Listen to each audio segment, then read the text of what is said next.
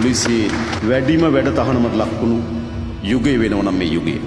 අපි අනෙක් සියලු නිලධාරියන්ට කියන්නේ වහාම එම ජාලයෙන් ඉවත් වෙන්න. ඔබට ඔබගේ රැකියාවේ සුරක්ෂිතභාවය, ඔබගේ යුනිෆෝම් එකේ ගෞරවය, ඔබගේ තනතුරේ වටිනාකම ආරක්ෂා කරන ඉදිරියට යන්න.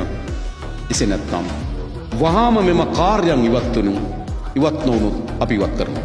සියලු සහාය සපයන රාජ්‍ය ආයතන නිලධාරීන්ට අපි කියන්නේ වහාම එම ක්‍රියාදාමයෙන් ඉවත් වෙන්න.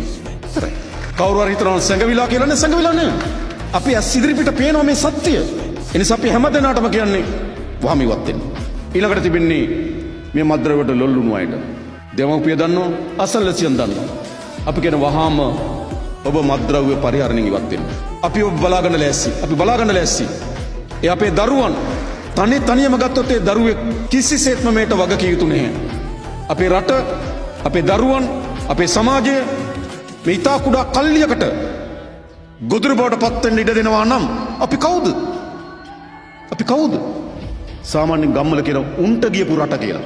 මතක තියාගන්න, මේක උන්ට ගියපු රට නොවන බව. මේ ව්‍යසනයට එරෙහිව තනි පුද්ගලයන් මොනතරම් අභිලාෂයක් තිබුණත්, තනි පුද්ගලයන් මොනතරම් බලාපොරොත්තුවක් තිබුණත් තනිව මේ කළ නොහැකි. රජයකට පමණක් බෑ. පොලිසියට පමණක් බෑ. අපේ රාජ්‍ය යාන්ත්‍රණයට පමණක් බෑ. මේ සඳහා සියලු දෙනා එකතු වෙන්න. මම හිතනවා මේක තමයි අවස්ථාව. අපි අවසාන වශයෙන් කියන්නේ ලොල්ලුණු අයටයි විකුණුන අයටයි වහාම ඉවත් වෙමු. ඒට එරෙහිව ප්‍රබලතම මහජන ව්‍යාපාරය අපි ගොඩනගමින් තිබෙනවා.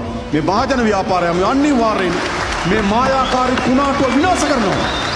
මේ මායාකාරී කුණාටුවෙන් අපේ දරුවන් නිදහස් කරගන්නවා. මේ මායාකාරී කුණාටුවෙන් අපේ සමාජ නිදහස් කරගන්නවා. මේ මායාකාරී කුණාටුවෙන් අපේ ජාතිය ගලව ගන්නවා. ඒ වෙනුවෙන් අපි එකට එකතු වෙමු කියලා